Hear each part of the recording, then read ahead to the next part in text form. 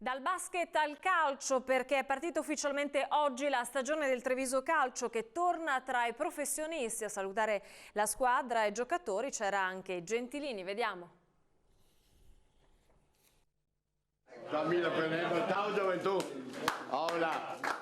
Ecco, io sono venuto qua proprio in rappresentanza di tutta la città perché si aspetta un grande campionato. Ma diciamo che noi adesso stiamo pensando a fare anche la rosa, cioè anche numericamente avere un 22 giocatori, su questa base partire e poi comunque siamo sempre pronti a intervenire come abbiamo fatto anche l'anno scorso. È ovvio che cerchiamo di non sbagliare già da subito, motorimente ecco, davanti come punte abbiamo due come Perna e Ferretti, due ragazzi giovani che molto validi, e quindi però il campionato che andiamo ad affrontare sarà un campionato a 20 squadre, quindi con 38 partite, quindi sicuramente c'è bisogno di rosa.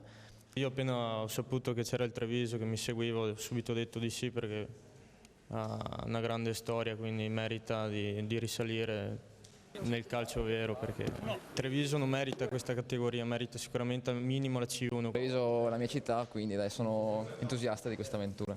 Sin da piccolo venivo a vedere le partite e appena si è presentata questa opportunità non ci ho pensato due volte. Si riparte perché comunque le vittorie dell'anno scorso non servono a niente quest'anno, o meglio servono perché fanno le avanzare in categoria, però non è che gli danno punti, bisogna ricominciare a impegnarsi, lavorare bene. Voglio tutti i leoni, sia chiaro, e ti passa via il beon.